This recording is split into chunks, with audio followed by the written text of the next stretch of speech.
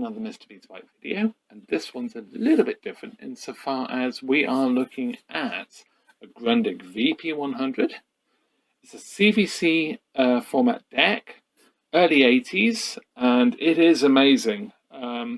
You've probably spotted it in earlier videos, and I've had it apart for the Technicolor CVC 212E video series, and there will be some more on that. I've found out a few more interesting bits and pieces which means that I should be able to get it going, possibly. Yeah, it's working through the manual, but yeah, so in the meantime we're going to have a look at this one. Steve, who donated the 212, has very kindly, and I really appreciate this, he's donated a sealed brand new old stock Grundig V60 CVC cassette, and it's still sealed. It's just wow. I'm so blown away, and thank you so much, Steve. I really appreciate it. Yeah, it's just great to have some extra media to actually test these machines with and do some recordings and whatever. Obviously, you went through the recorded tape that you gave to me, and yeah, that should be great as well for testing. So with this machine, I suppose we better take it apart and take a look at what makes this machine tick before we actually do power it up. Okay, so let's start taking it apart. It's actually really easy to take apart.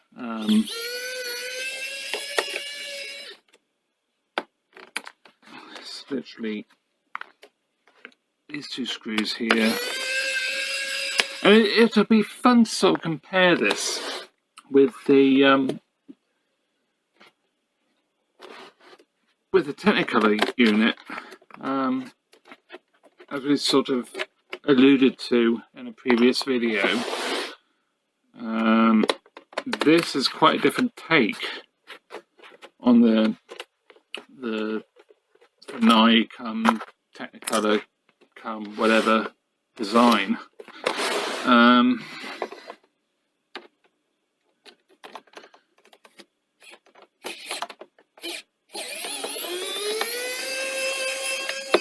And this was obviously at a time when Grundig was still very much V2000. They hadn't gone VHS at this stage. And I have to say, I do have a soft spot for Grundig. The original Grundig, before it was bought out. The name was bought out and it became relatively substandard. I mean, Grundig were always a little bit left field with design, and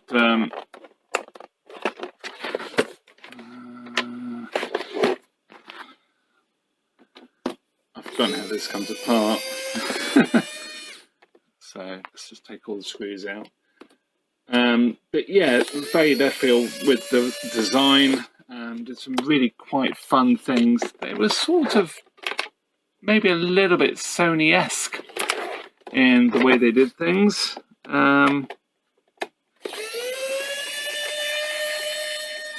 Sort of going off in their own sort of way. That does have to come up. Oh, take the front off first.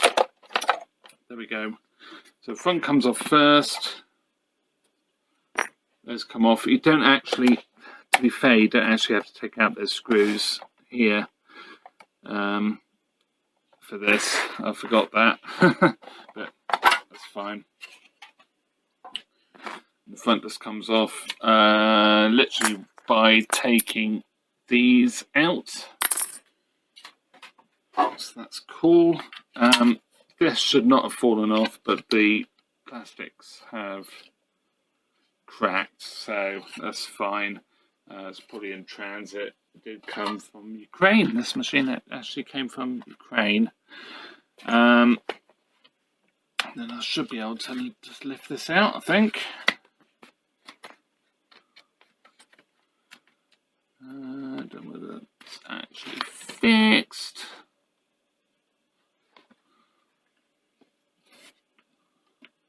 Oh yes, you do. You do have to undo these screws.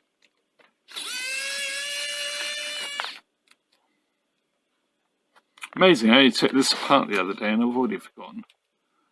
I think that comes apart now.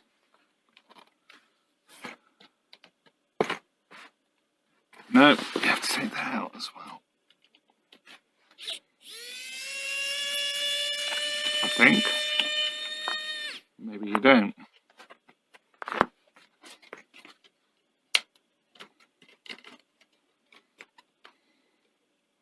Oh, Mr. Screw. Mr. Screw.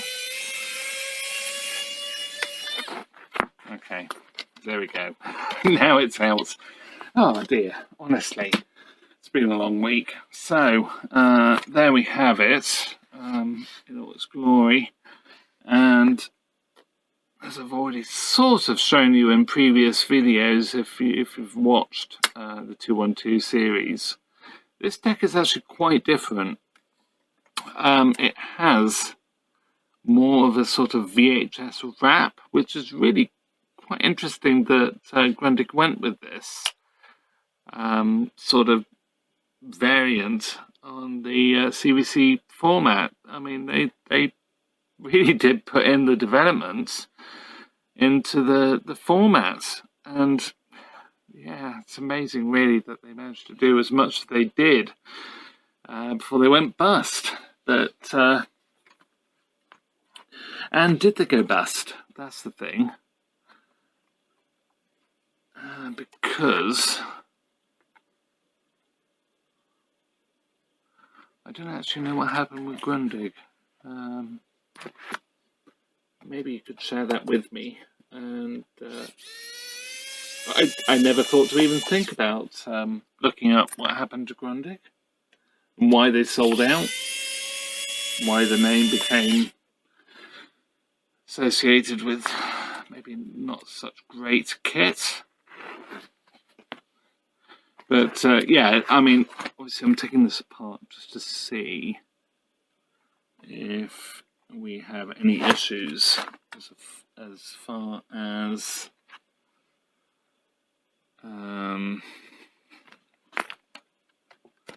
belts go. So you can see there, we can really see this whole section is trying to lift up. So there's a connector here, which is now unplugged.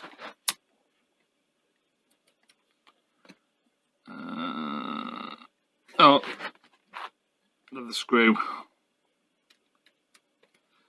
So it's very similar to the 212E as far as it is held onto the panel. It's just 3 screws. 4 screws.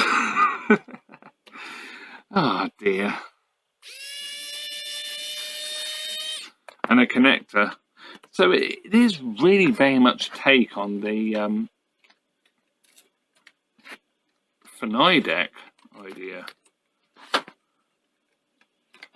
So will that come?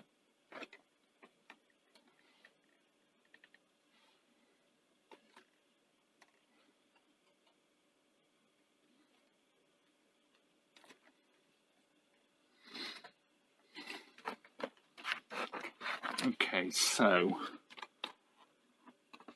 pull this connector. We've got the ground there, which is onto the can. That's fine. So have to be mindful of that.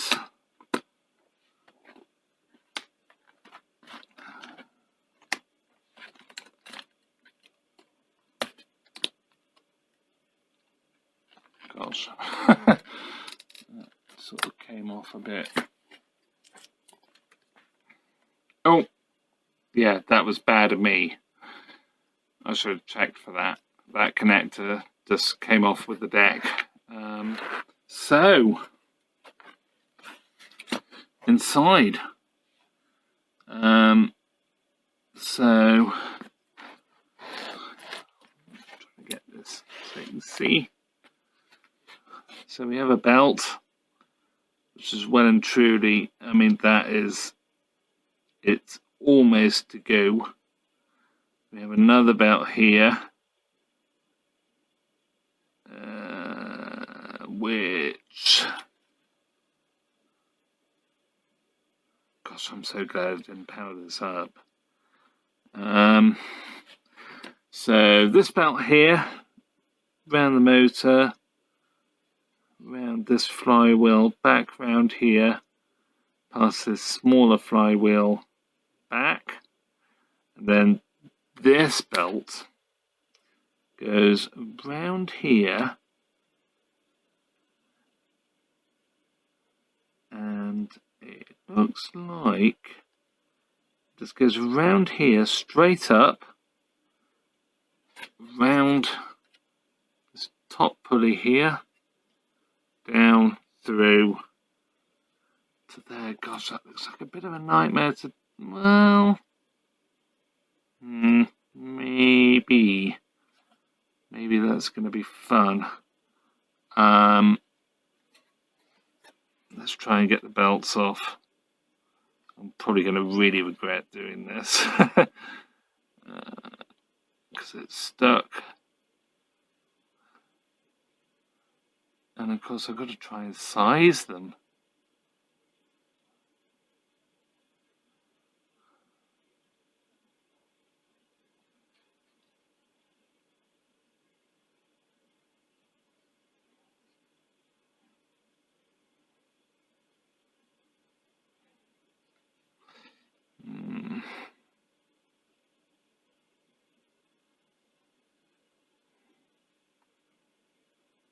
Oh gosh.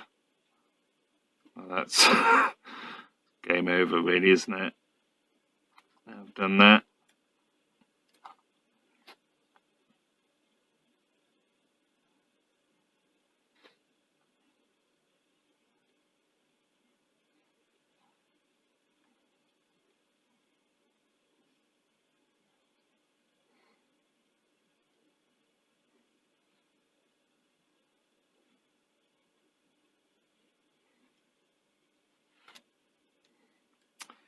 Yeah, okay, so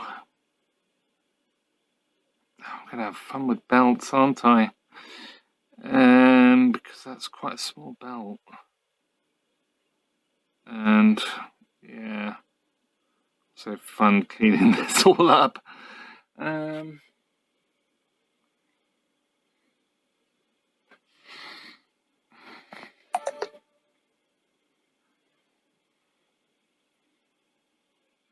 So I removed the flywheel. It's actually really easy, and it was so easy I didn't actually show it on camera, but there is just a little circlip or E-clip on the top of the actual capstan assembly, and that just literally clips onto the top of the capstan shaft, and it drops out, and it was absolutely filthy. It was covered in melted belt. You still see a few little remnants there, but it has been thoroughly cleaned, so I'm quite happy with that. And yeah, so the belt for that goes round here, round this to the motor, and then back down. And then this belt, I've taken it off from here. It runs, one side of it runs all the way over here, through here, round here, in between these two, over this one, and back to the motor.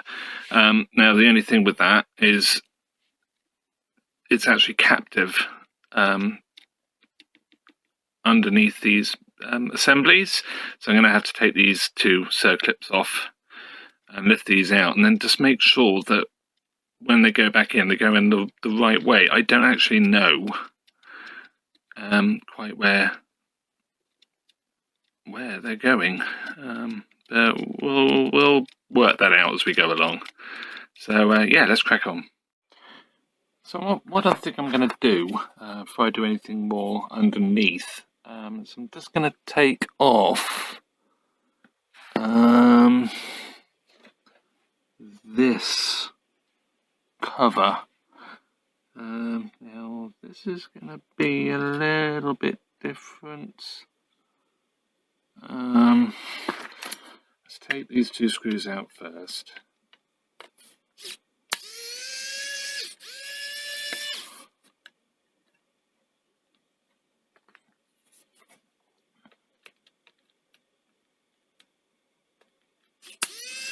And the reason I want to do this is I want to see what's actually doing what.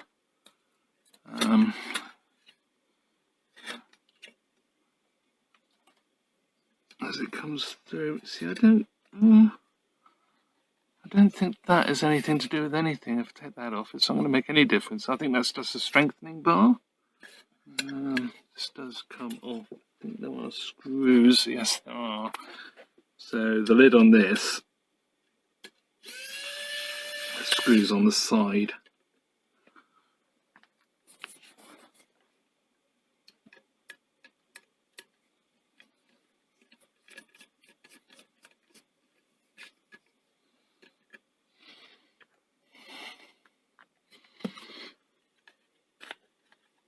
Slides forward. I can't see. Oh, no, it is just literally the two screws. Oh, that's something.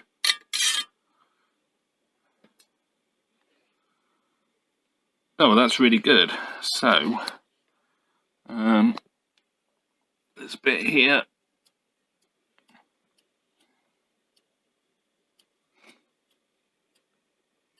And they are just plastic rollers that go onto rubber tyres on the spools. So that'll just lift out. That's cool. And then I'm assuming it's going to be the same. Yeah, it is. The other one. So you just lift out. Well, that's quite good design.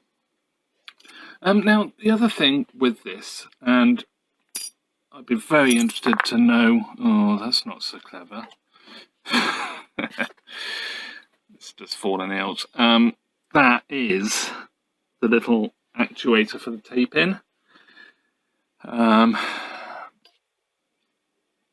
I'll have to work that out because of course I haven't seen where that goes. But that's fine. We'll work it out. Where there's a will, there's a way. So let's close that top lid. That's sit okay. And to get the screwdriver back in. There's a bonnet stay. So I was going to say we've got a spring, but that isn't a spring. It's actually a rod, controlling rod.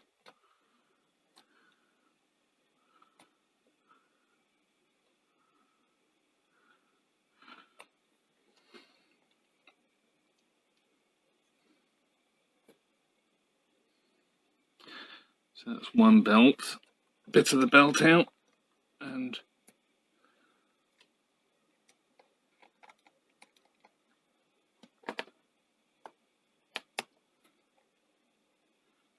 the circuit off. Let's move that out of the way for now because I don't need it. This one should just lift straight off because it's not actually doing that much. I have to say it's a very clean deck. So there we go. And it is a round belt. I mean, square belt will work absolutely fine. I'm just wondering, because it did seem a little bit on the slack side. Let me see what belts I have, and we'll take it from there, I think. I've found a belt. It's a good belt. It's just a little bit slacker, a little bit tighter than the original belt. compensates for any stretch on the original belt, because I'm sure it is.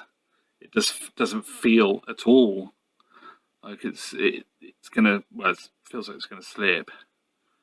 So I do wonder if it does actually do anything much at all. But it feels like it goes against the play.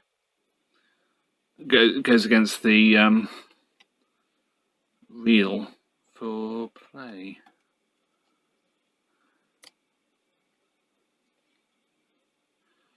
And that goes there.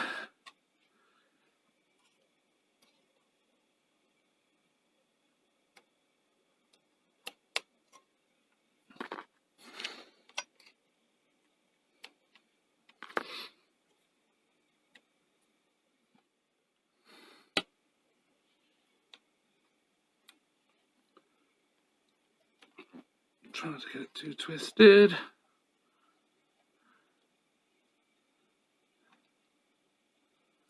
It will untwist as we go on. I'm worrying too much about that side of it because it's still going to go.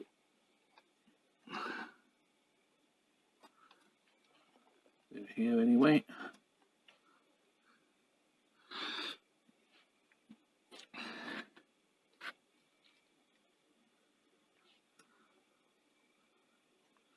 I think that's right.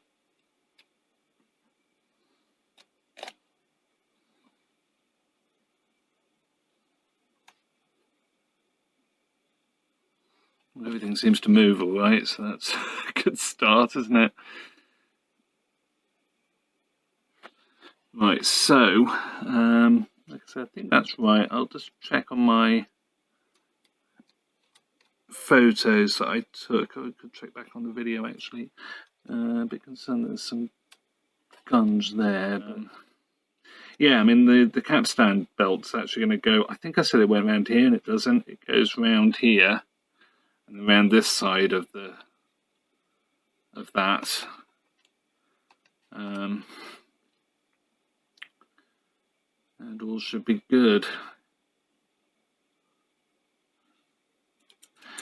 The other thing that does intrigue me is this doesn't look maybe that Grundig-y. I think maybe the panel does, but this mechanism strikes me as being quite Japanese. I just wonder who made it. It's, yeah, I could be wrong. I mean, if you know anything about these, I would love to know. Okay, so let's put this back on there.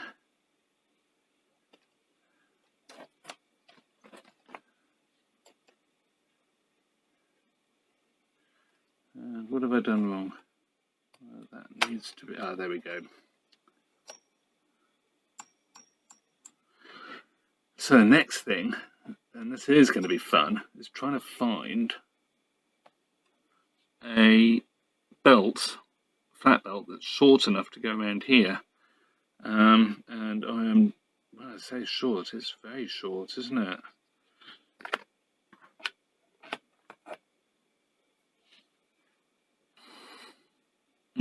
Okay, I will go hunt some belts. So I've had to dig through all my belts, and I have this one. It's thinner, but I think it might do the trick, so let's give it a go. It's sort of quite an odd size, to be fair.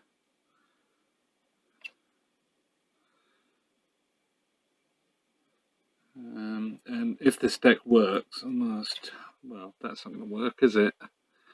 It's just too, so small. Okay, I am going to have to find, or try and source, a belt. This could be fun. And I have a feeling I might be relying on my good friend eBay. Which for belts can be quite handy. I'm always very skeptical of buying semiconductors on eBay. unless they are from little diode, which so far so good. That should be really good. But gosh, that's such a small belt. Okay, I'll see what I can find. Okay, well, I made this out of insulation tape, just sort of a way of measuring roughly how big to make this, or how big the belt actually is, and yeah, it's around about 60 mil diameter. So I have managed to source some belts from Deck Tech, and their belts are actually pretty good. So I'm happy to sort of buy those. £3 a belt, plus £1.45 postage, but not bad. I have actually bought 3, ranging from 55, 57 and 60 millimeter diameter, which should hopefully give me a good cross-reference on just getting it right. I just want to sort of get it to the right tension, if I can, to give this a fighting chance of working. Yes, 5 mil, which is pretty much what the original belt. I still have a little bit of it here. So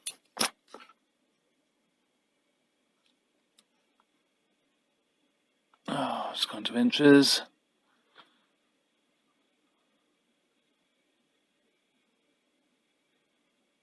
So yeah, 5 mil.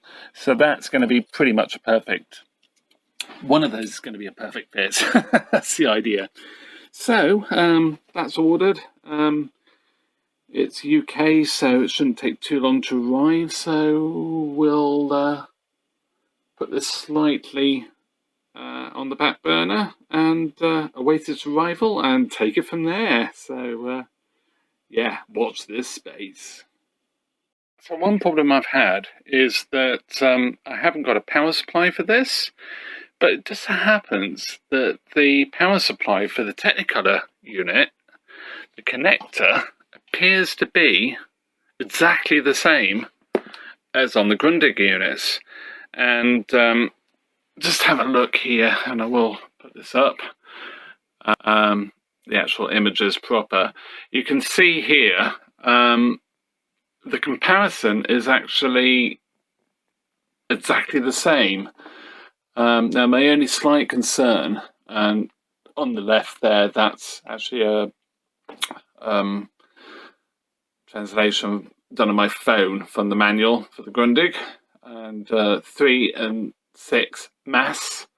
Mass is negative or chassis, and that does actually tally with the Technicolor unit, so that's fantastic. But my slight concern was it maybe mirror image, i.e. does the Grundig take it from the back of the sockets, whereas the Technicolor takes it from the front of the socket? So I've tested on pin 3, which is the ground for audio, and that is the ground for audio. 1 is indeed the video outs. 6, I couldn't actually get a ground on that, but I think that's just down to my testing method. But yeah, it's good to know it's a direct replacement, and I do wonder if maybe Grundig actually used the same unit, just in a different enclosure. So yeah, that's really cool. Good to know. So the belts have arrived, and just a few days on, but they actually came next day. So that was next working day. So that was great. I am going to try, first of all, the 5 by 0.55 by 57 millimeters.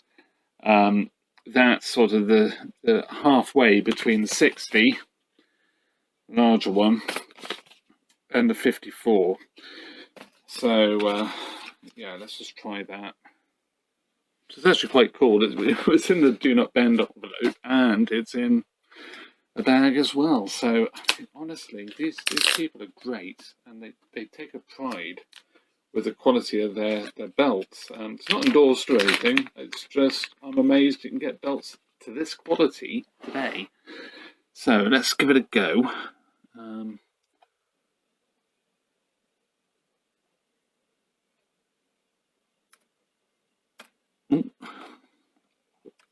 Flip that one off. Yeah, I wonder if the 60 is probably going to be the way to go.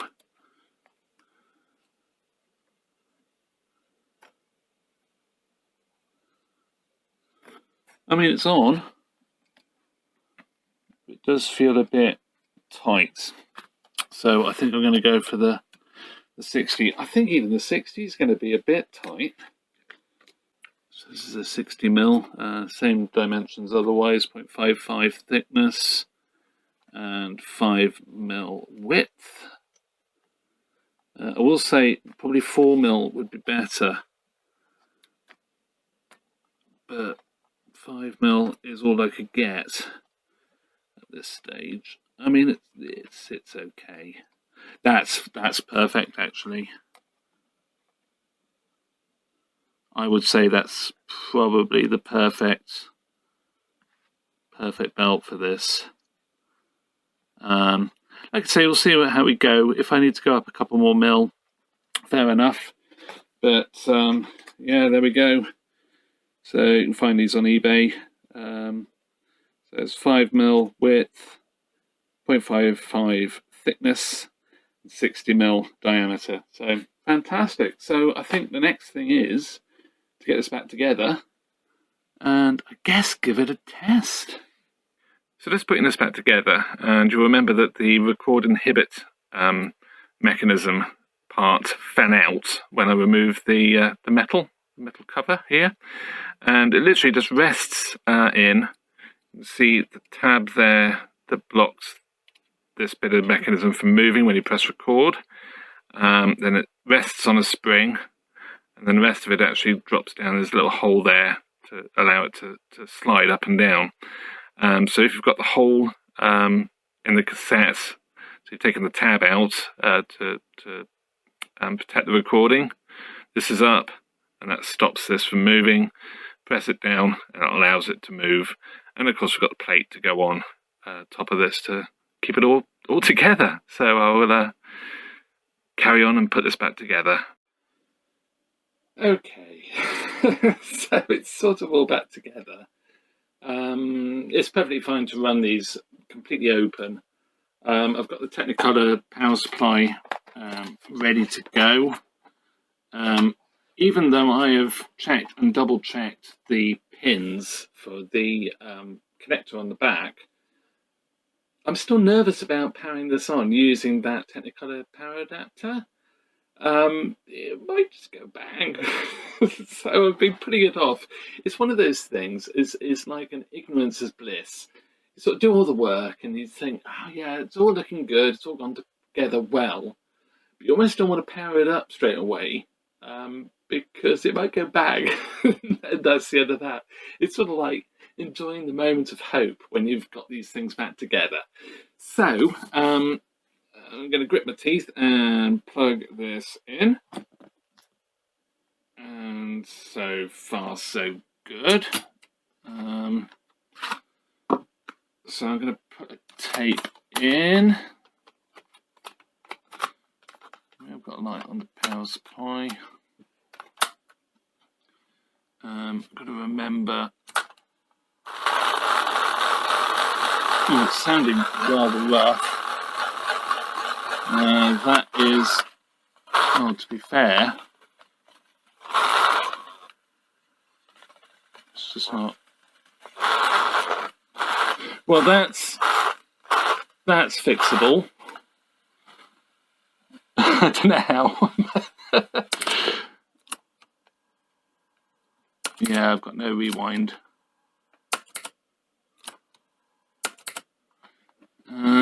Okay, well that's interesting. That could be a tyre issue. I have got capstan rotation, which is good. That looks good, actually. Now, if I press play,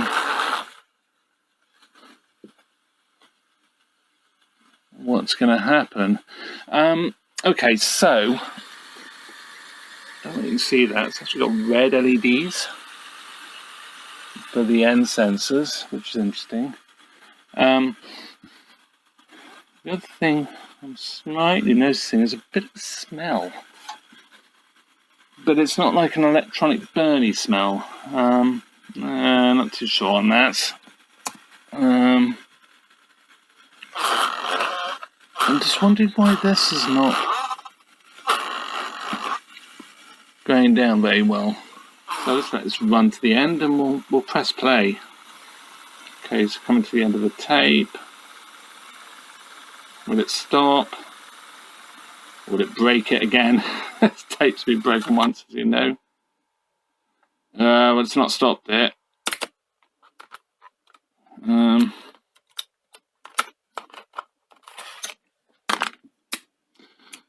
is going on there?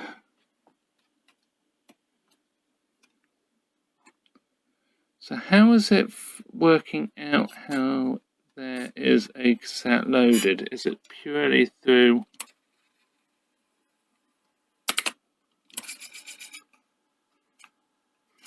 Well, there's plenty of torque there.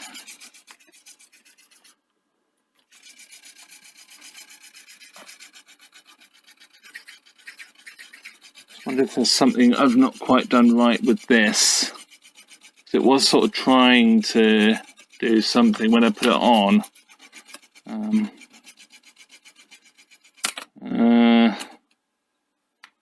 Yeah, see, that one's rising. Well, I suppose that one is as well. I wonder if there's something not quite right. Okay. Well, I suppose here goes nothing. Play. I don't know why I did that. And it's not unlacing because it's right at the end of the tape.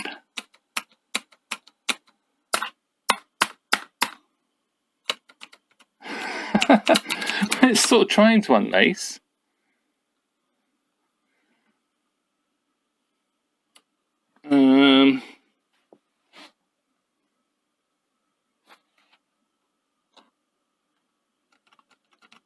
I mean, it's locked. It's locked out the play button, so it has started to unlace.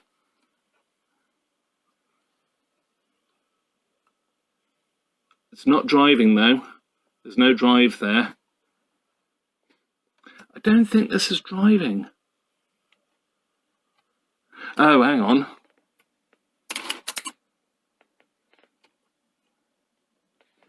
It got caught. Right, so, okay. So we've got an end sensor problem. Did I unplug those? Don't think I did.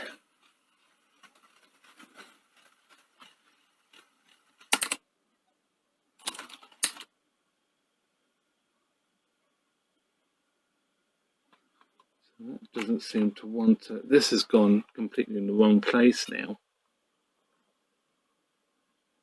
In fact,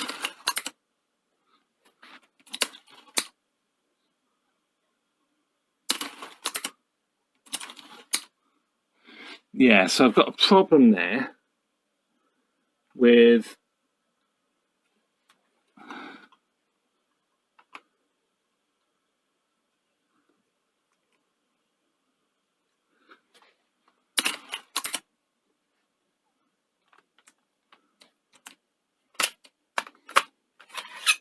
there's obviously something not quite right there with the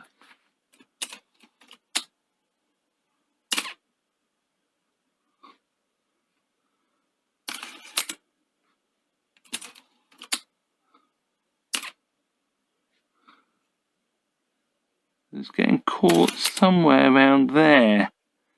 God, I really need to clean that pinch roller as well.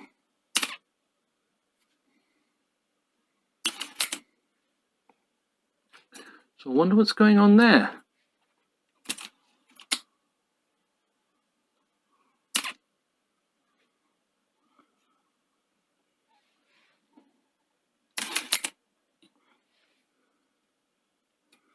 Yeah, there's a little catch. Oh, it's not moving quite as it should.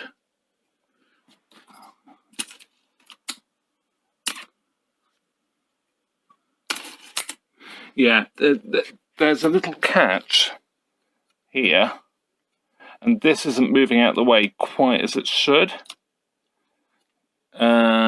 So that might need a service. I mean, at the moment, you can see there is some grease actually at the bottom, or lubricant of some description there.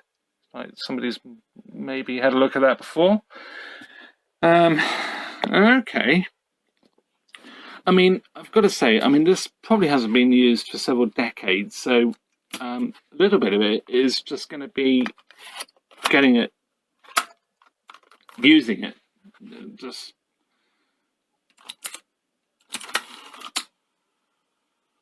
Okay, so that's playing.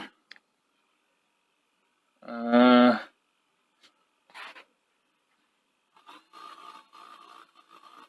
speed. Yeah,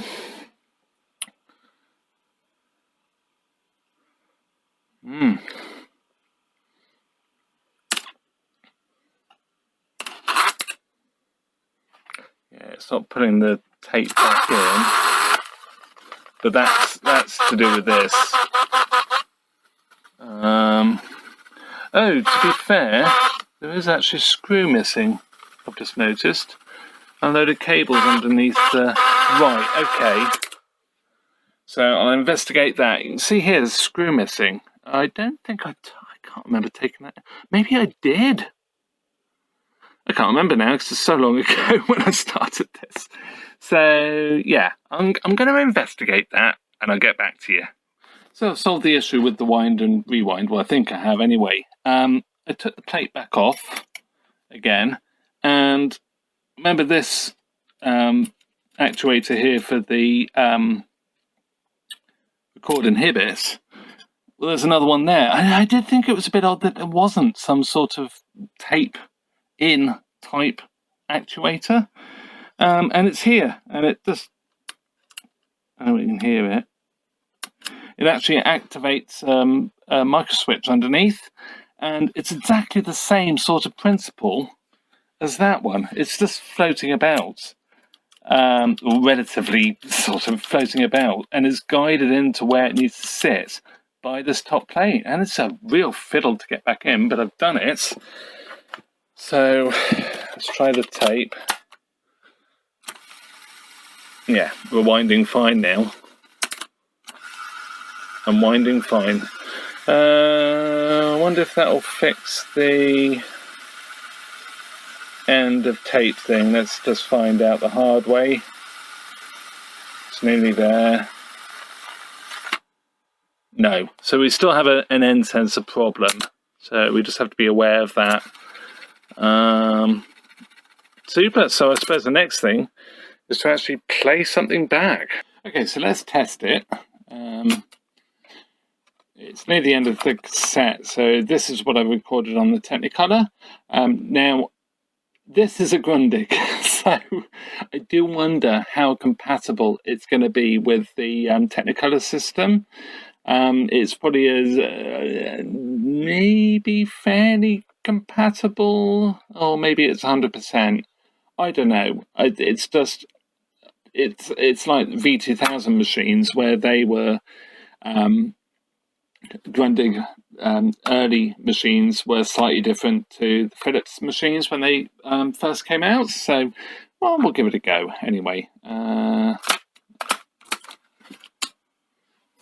So there we go. So it's playing. So this is actually playing back what I recorded with the Technicolor. And that is, I mean, the thing is it the machine? Is it this? Or is it the recording? And my guess is it's probably the recording. I mean, the chipset looks very similar to the Technicolor. Yeah, you see it's just given up now. Okay, so I think what I'll do is I'll rewind the tape and see what it looks like with the pre-recorded stuff, because that should be okay, but we'll see. So we're pretty much good to go. We do still have issues with the little bit of mechanism that pushes the pinch roller up against the capstan and catches it as well as it ejects. I did have a speed issue with the capstan, and just a very slight adjustment on this potentiometer here. Sorted that, just literally just back it off a tiny bit, and that worked. Nothing scientific. I didn't put a scope or whatever. I didn't actually do anything other than just turn that back just a tiny bit, and that did the trick. The manual doesn't really cover it either, the manual I have, so it is what it is. It's best effort, and it's working. So here we go. There's the image. I'm doing a bit of a capture as well, so I'll probably put that in the video as well. And yeah, I mean, the tape's not brilliant, but it's pretty good, and the audio is not bad either, so I'm really pleased with that. So I do want to try recording, but I'm ill prepared. I don't have a DIN that I can put in here and input a recording signal. So I will do that, and I'll cover that in a future video when we sort of revisit the Technicolor. I really want to get that going, but of course we've got all those deck problems, and yeah, but it needs to be working, to be fair, because these are so rare. So with that, I'm going to leave it here. Thank you very much for watching. Please like and subscribe as well, and thank you so much for all the new subs. Really appreciate it. And yeah, and see you in another video. Bye for now.